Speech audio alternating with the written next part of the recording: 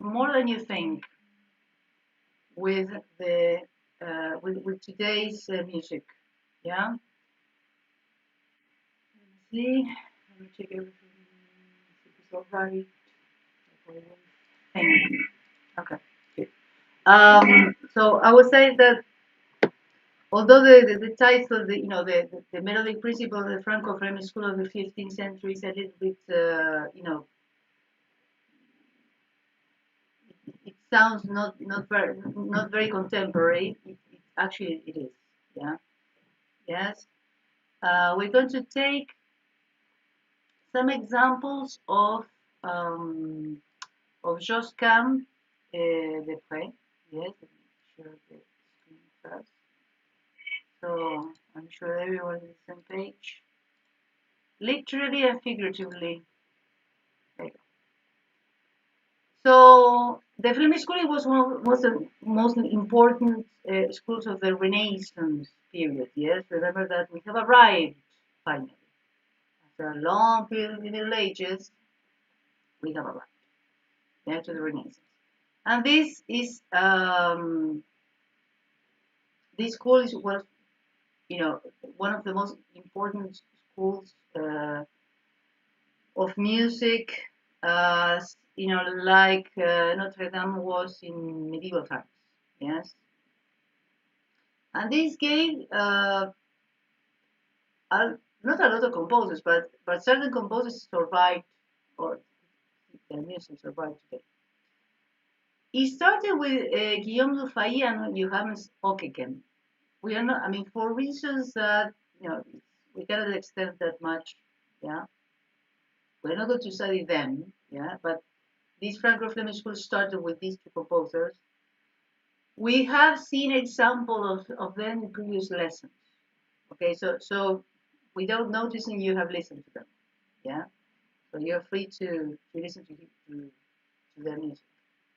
But the two composers we're going to focus on more are Josquin de Pré, called also the Prince of Music,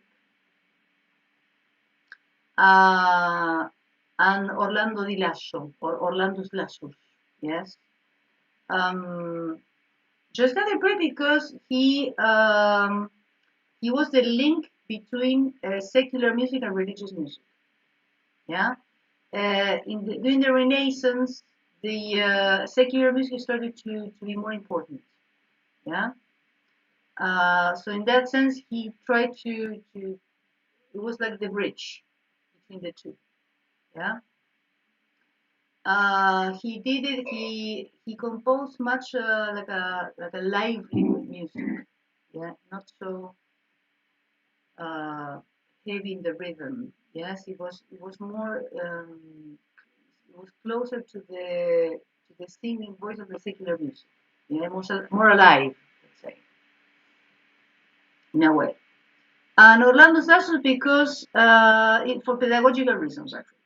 Yeah, because he composed duets in which we're going to study, and the first counterpoint is going to be a two-voice counterpoint. Yeah, and it's extremely useful. Yes, it's basically for pedagogical reasons. Yeah, because we're going to refer to those motets. Yes, he composed like 12 motets, a series of 12 motets. And we're going to study them not only in the melodic line, but also when we study imitation. Yeah, the type of imitations, etc. Yeah, so that's why we're going to focus on them. There are a lot of composers, yes, but well, obviously we don't have a lifetime, yeah, to study. Um, with these ones, I can assure you that you're going to study a lot. Yeah. So we have a general principle of how a melodic line, let's say, works under this period. We're going to refer, of course, to the great book, yes, of Eduardo Quequi, yeah, the one who can speak Spanish, great. If not, I translate. So, first of all, why do we study how a melody works? Because in Counterpoint we combine two melodies, but first logically we have to start with how one melody, yes, one melodic line works. Yeah. So by default or in general principle, we have two. I mean, there are two elements, yes, that manifest a melodic line. The first one is the step motion, tones and semitones, called displacement. How a melody displaces itself. Yeah. That constitutes the norm, which is statistically manifested as predominant using part of any given scale within the piece. So statistically, stepwise, yeah, that is the basic displacement. Yeah. Then you have the complement. Yeah. Then I mean, if not, all the melodies will be scale. Yeah. Which is this is the complement of the step motion displacement. Yeah, this is defined as something different made up of skips or leaps. So basically, this is given by omitting certain notes of the scale that we use. Now, the consonant jump must be compensated with another consonant leap or skip, which may or may not be the same quality, quantity or quality. Sorry, it's a mistake. For example, a third can be compensated with a perfect fourth or fifth. Now, we're going to go a little bit further with this example. Let me share. There you go.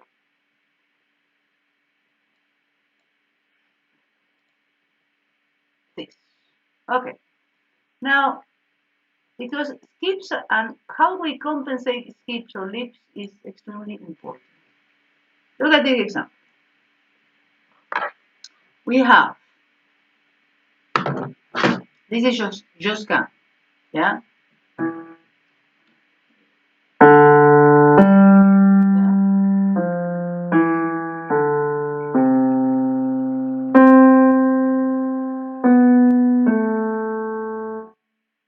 Now, the leap of a fourth compensates. Yes, so from D to G. The notes that they are in between D to T compensated immediately. And then we get to the C. Then again, leap of an eighth compensated. So basically every jump, yes, every leap has to be compensated by contrary motion. This design that he actually, this design of jump and leap, yes. Sorry about the Spanish, but this is another book. It's called Counterpoint from Vito de la Moto, but this is Spanish. So sorry, Georgios, and sorry, Laura. the only, yeah, the important thing you have to see is this. So the leaps and skips, yes, and mostly the leaps that they are sixths or octaves, yeah, are compensated by contrary motion. Yeah. In this case, for example, the second example, you have.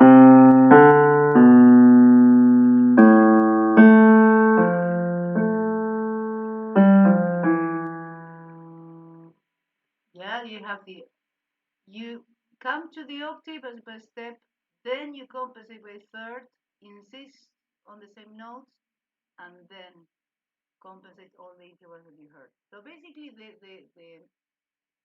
in a nutshell, no, the nature, yes, of the leap. What is by on the listen? If I play a leap.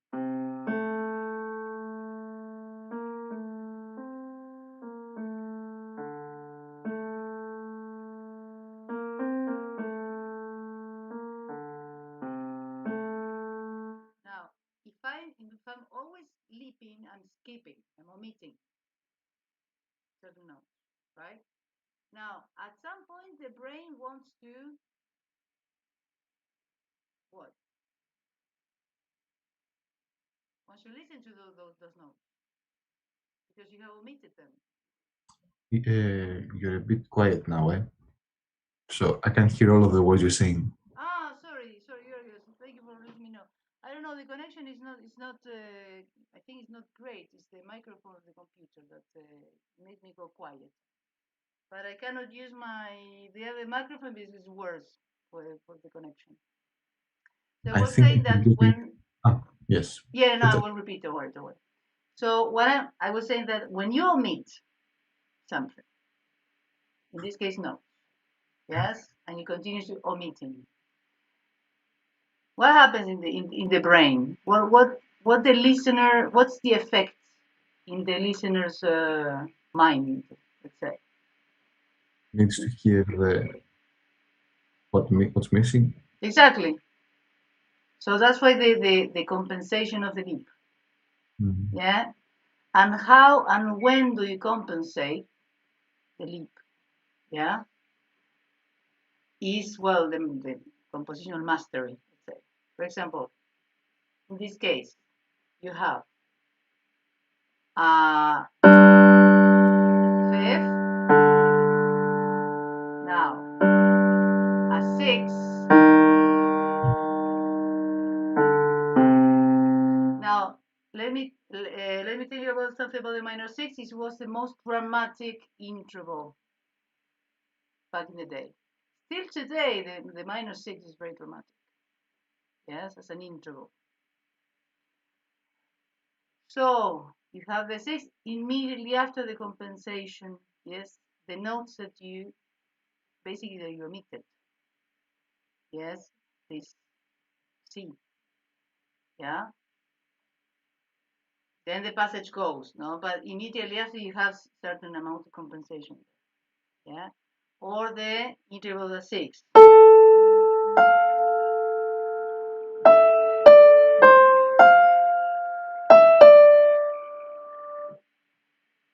You see, yeah.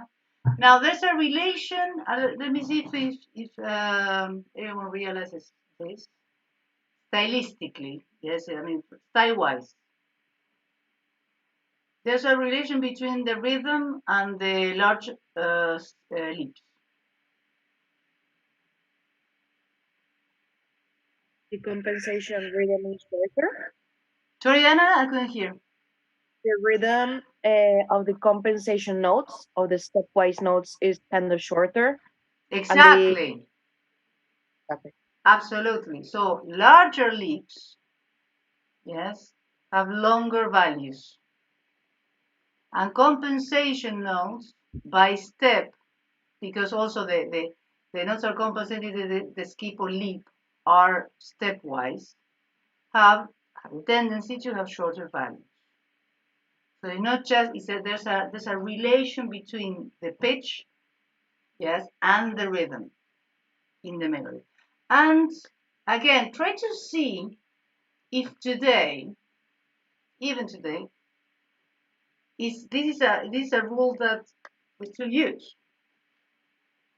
So when I mean, the larger the leap, yeah, the longer the value, yeah. The compensation has to happen at some point. I mean, how long you will take? Well, it depends because if you take longer and longer and longer, the tension will be much more melodic wise. Yeah. There was some certain passage that I wanted to uh, give you a clue as well. Now, there's some, let's see, sorry, there you go. So this is one of the main topics, yes, um, of the leaps and the skips. Yes, you have, for example, there you go. Also, there's a relation between the leaps, yes, when you have two leaps together. For example, it says in ascending movement. This is another book. Sorry to keep changing, but it's extremely hard to take the information from one. So this is 98% Counterpoint, excellent book. Yeah. In this case, it's an example of Palestrina, another example, later example of the Flemish school, but it's related. Yes, this basically is in style. So you have, in an ascending movement, it is better to have the larger intervals at the beginning of the curve. The large skip should therefore precede the smaller, as in the opening theme of Palestinians for bar motet at the Levavi. Yeah, so you have the G.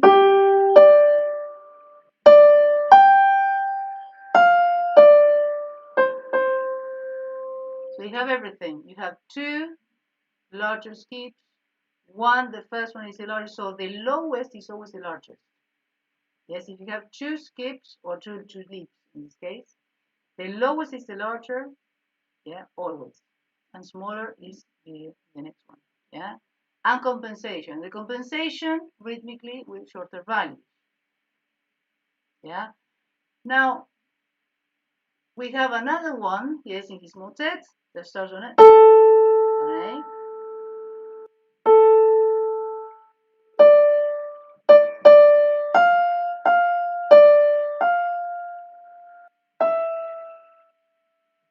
Yeah.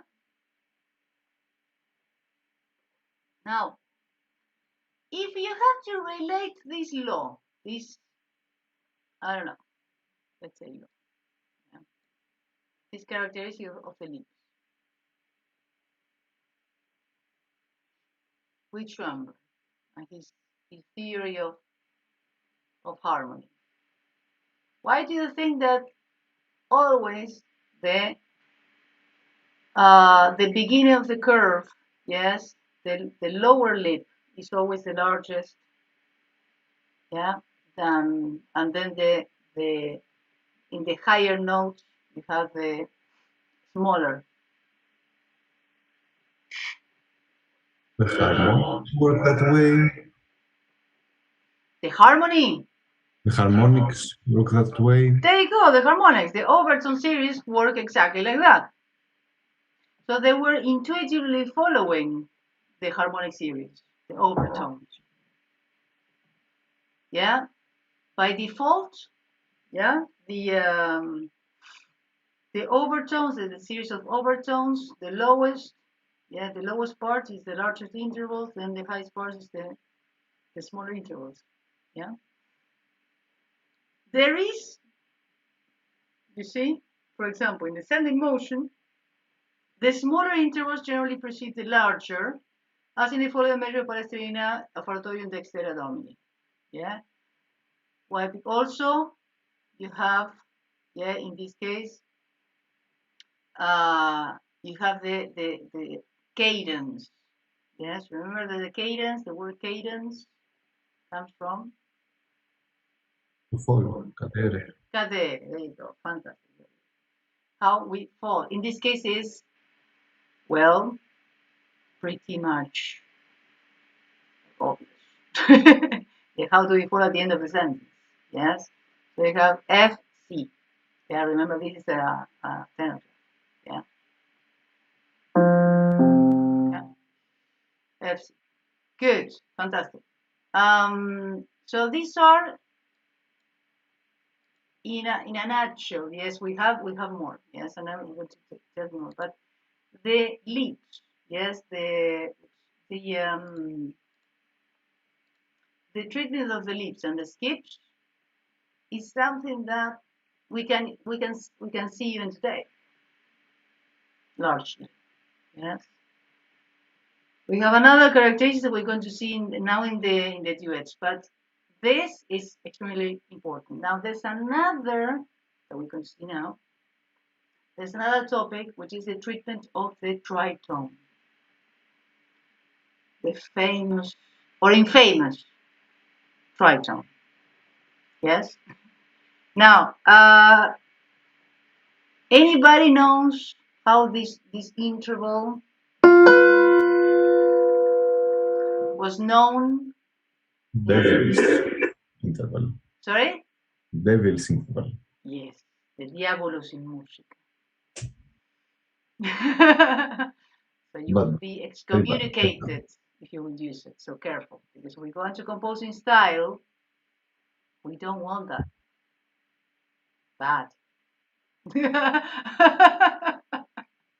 So let's see. So the way that this interval was taken care of is extremely important, yes. And also,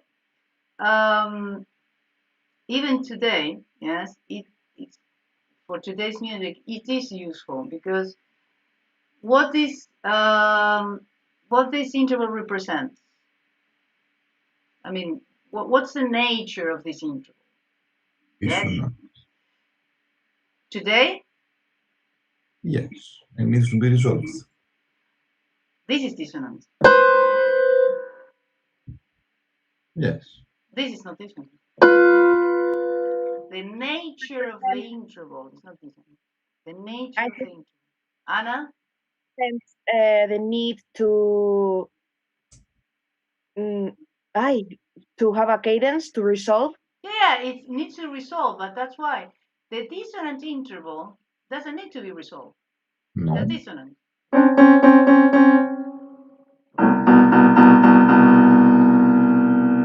Unstable? Yes. It's not the same. It's not the same. Yeah, you have the the two dissonant, harsh dissonances. Yes, that we know we classify in a modern time. Yes, when I say modern, yeah, it's from Yes. 300 years. So yes, exactly. So you have the major seventh, yeah, or the semitone. Those are harsh dissonances, but the tritone is not dissonant. Yeah, that's the nature. Yes, that it needs to be resolved. It's unstable. That's it. Yeah. It's unstable, remember, because it's just one semitone away from the perfect fifth. So that's, distance so close, yes, from a perfect consonant. Yes, one semitone away, but it's important. Yeah. So, now the treatment of the tritone. Yeah. Let me go there fast. Tritone, tritone, tritone. Oh no. Oh, wait. Let me share the screen first. They're both the same. Okay. Now, the tritone was the diminished fifth or the omitted fourth, which is the same thing. Okay. Now, in this, in this melody, yeah, you have here, yeah, you have, this is an accent, yeah, and then he puts an accent, but not because the music will be accented itself. It's because naturally, because it's a strong mid position and it's a longer note, it is perceived like an accent. Yes, I mean it's more. I mean it says accent, but actually it's just more emphasized. So if these two notes are more emphasized because they fall into the strong mid position and they're longer in comparison with the longer segment that we have, they're going to be heard, yeah, more than the other ones. And then you have the F, and then you have the B.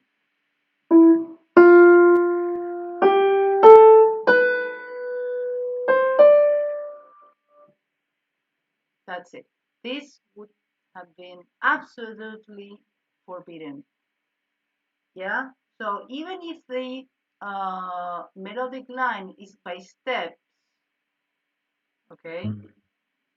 So there's nothing, there's no lead because remember, well, the natural displacement is by steps, and then what complements that is the leap. Yeah. So that basically is more noticeable, let's say. So even this, so if you have a leap, also you can have this interval. We're going to see now some examples. But even though there was all steps, those two notes were in stronger position and longer. Now this symbol is change of direction of the melody. Yeah. So both of them, you have the F and the B.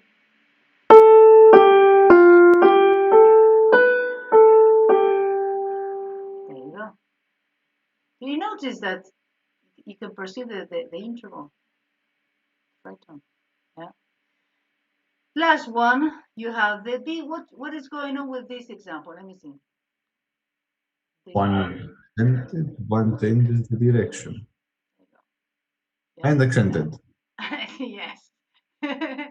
So you have the B is emphasized because it's longer and in a stronger position. And the F is on a stronger position, is not longer, but it changes the direction. So that's bad, really.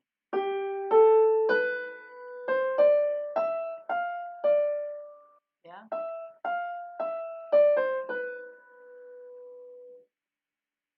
So we don't want that.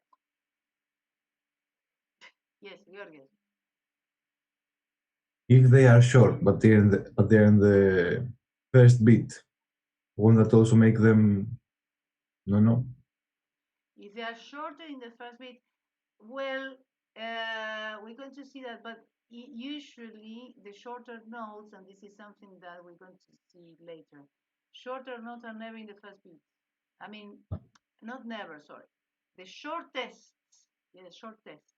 Yes. If they were equal, all the same. Yeah, you can. You could.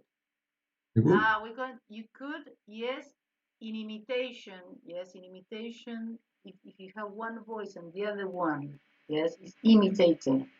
And your basically your attention. That's why the two voice motets is important to study. And your attention is more into the, like, let's say, the upper voice, and then the second voice, yes, is flowing. Yes, you could get by. Yes. I'm not saying but you could get by.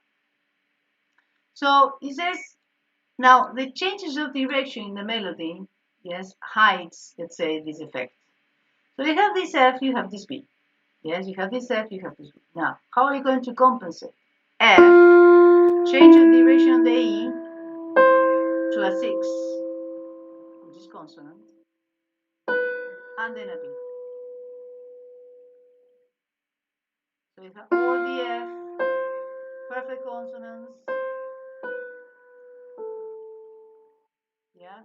So the change of direction is on the perfect consonants, and then the F, yes, is hidden, let's say, yes, in this way. Or the F going to the E, then the change of direction again. Do you see how they hide it?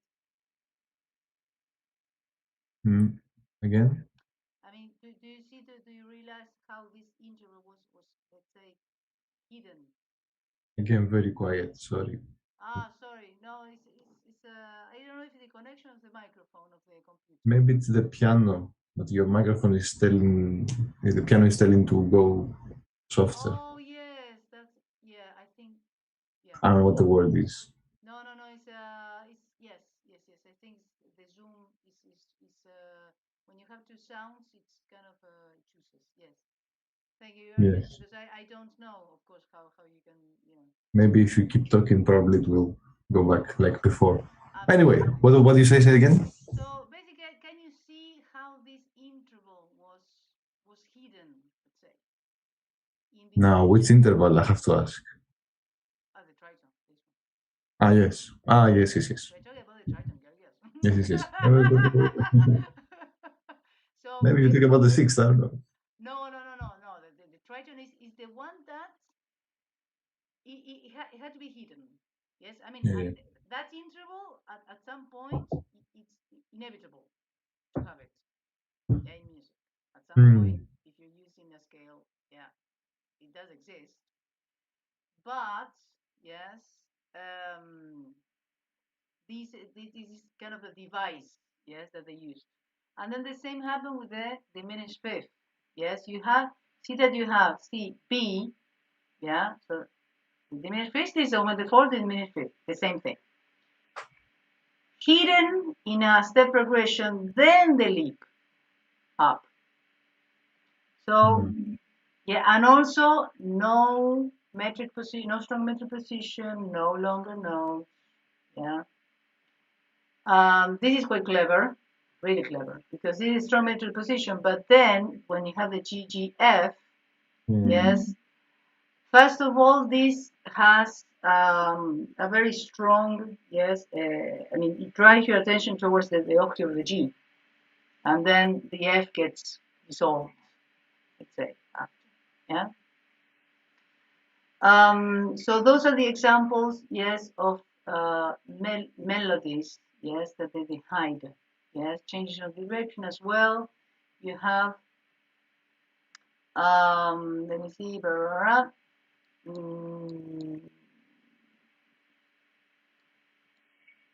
This one was interesting. You have the F, E, and D, then C, B, change of direction. Yeah, so if basically if one note has to be, for example, let's say that one note changes direction, the other one doesn't. Yeah, so that is how more or less you can hide it. Yes.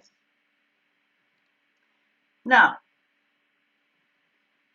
there are more aspects to take into account, which is the range, the total range, which is cannot go more than a 12. And we're going to see the rhythmic aspects, yes, but now straightforward to the examples. First, we're going to listen to at least the beginning, yes, of a motet called duet, called Beatus Virri from Orlando's Lassus, yeah. So let me go there first.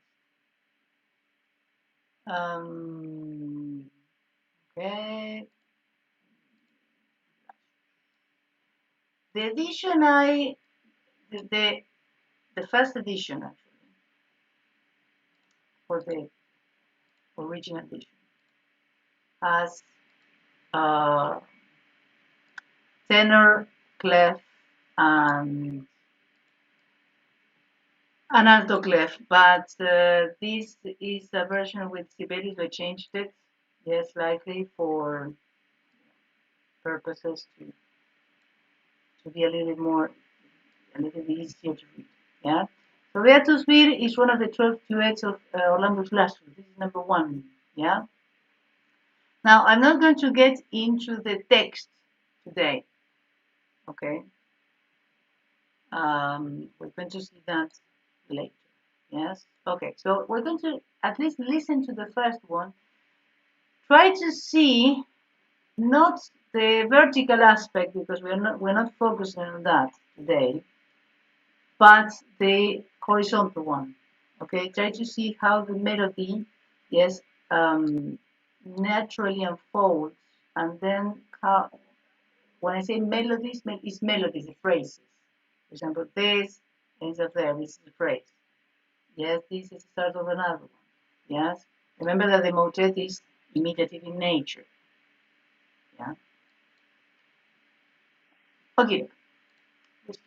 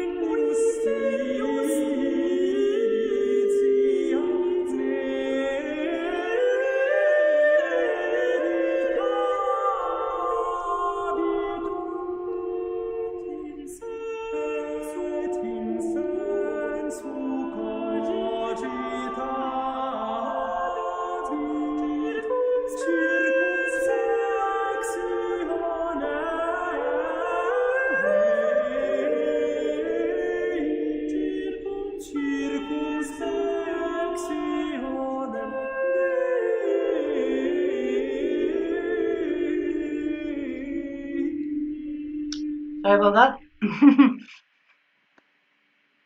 Okay.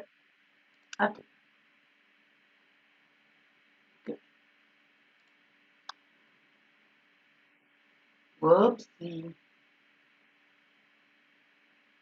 That was me. Now, let's start from the beginning, but I'm going to change. I'm going to change the place. There you go. This is the Sibelius file. Very well. Yeah. Now, first phrase.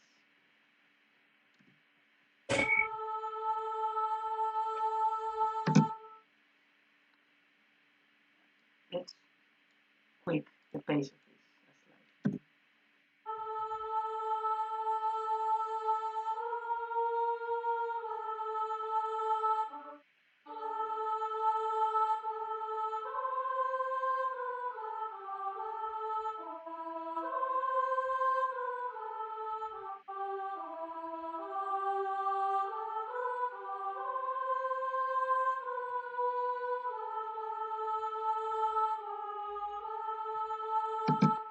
After that.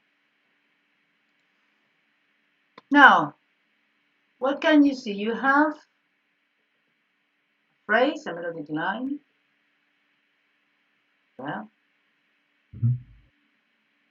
What can we say about the rhythm? Description. Try to see what do you Start think? long, Pardon? starts long notes, accelerates in the end, longer notes. That's one characteristic. Yes. What I see. Very good. Very good. Yes. Now, leaps.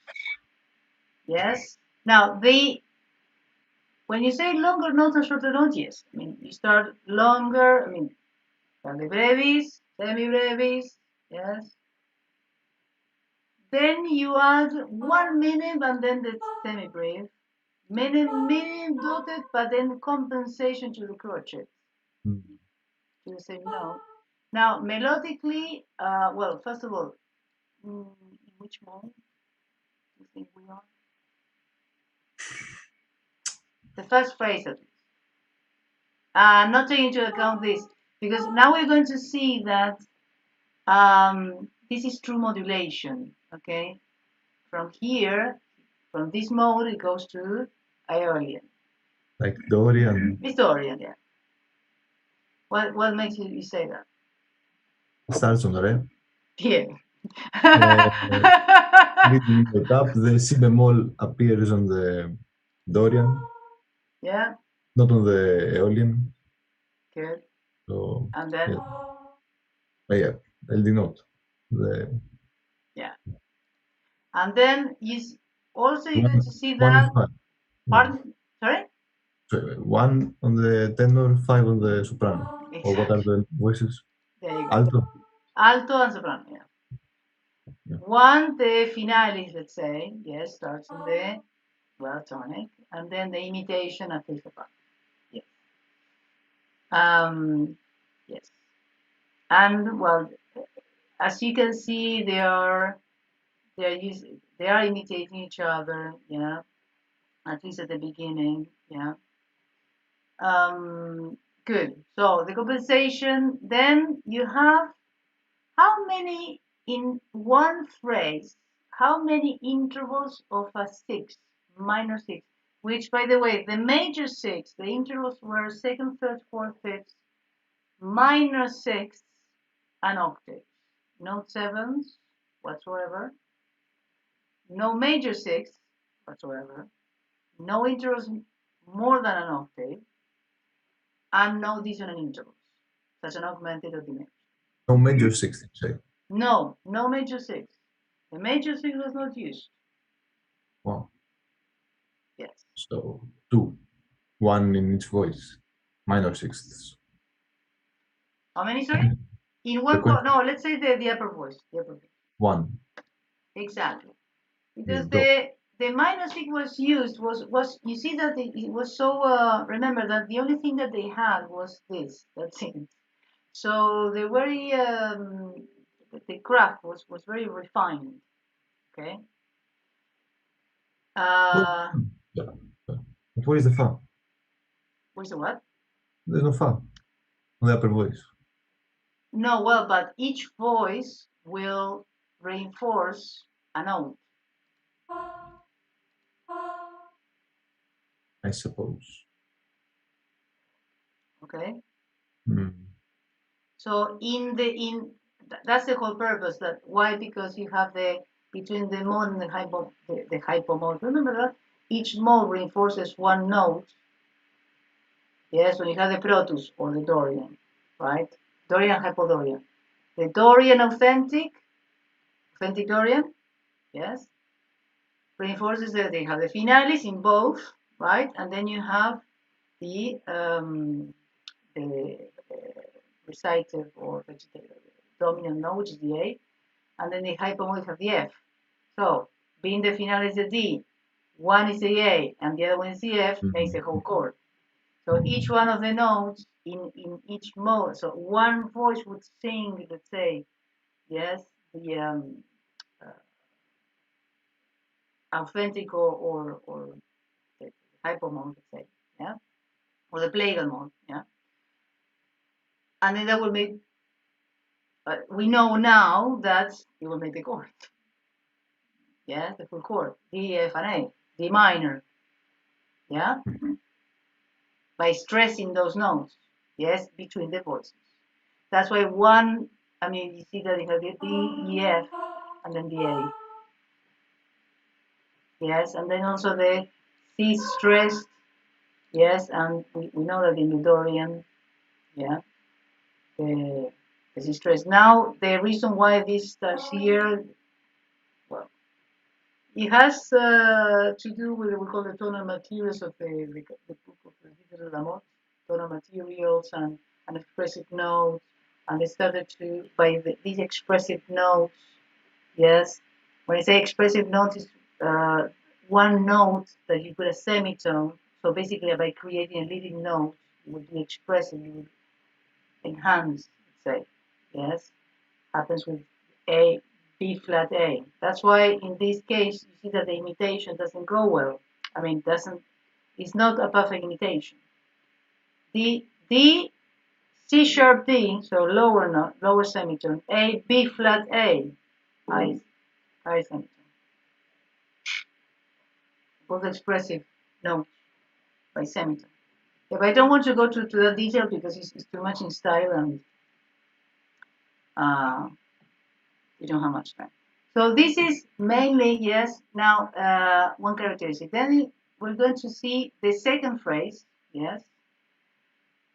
Sorry, one thing. Then the compensation of the leap from D to A is all compensated here. The leap from the 6 is all compensated here. Yes, so we have from one leap, yes, you have a long, let's say, compensation, yes, of many notes. And the compensation tends to be shorter, yeah, good. This design of dotted note 3, yes, is also a characteristic. So a dotted minim and then three even values. Yeah, so you compensate the longer, so dotted minim equals 3 crotchets. Dotted minim 3 crotchets. Dotted minim 3 crotchets. Yeah, so you compensate the long value with 3, yes, even values of different notes. Yeah, and then the next one.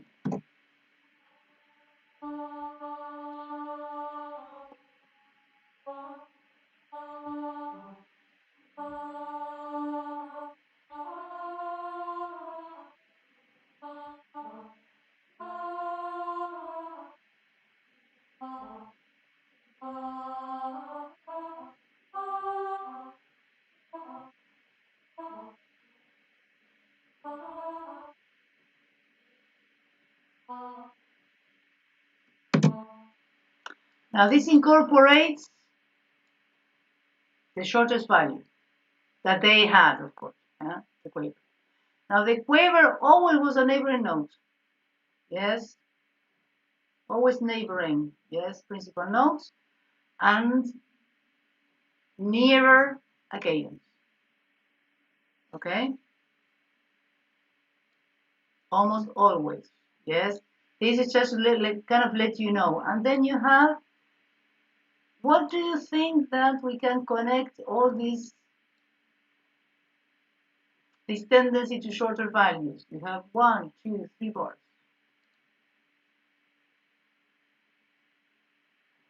Taking into account that this is the end of the phrase. Okay. Can we connect it to today's music? But when I say today's music, yeah, from classical period. Liquidation. Kind of a liquidation, it has a, I don't know. We go with it. I'm trying to. I won't say liquidation, but you have two characteristics in the cadence, at least from Schoenberg says that. Liquidation is one, yes, towards the cadence, but the other one is a tendency to increase the surface rhythm, so a tendency to shorter values. Doesn't that go in the liquidation? Not necessarily, It's true. because the liquidation is the restraint of the composer to add more. Actually, you restrain yourself by taking elements out of your motif. Yes. So it's a and until you remain with one note, which it doesn't need to be developed because it's one note. Anything that is one doesn't need to be developed. When you have two, you have a relationship between two things that can produce a development. When you have one, you restrain yourself, yes, in a cadence until you have one note. Yeah, that's the nature of the liquidation. Okay, yeah, because you have liquidation, yes, but also you have this. I mean, towards the cadence, yeah, you have this tendency of shorter values, and then we see that they have, yeah. Now,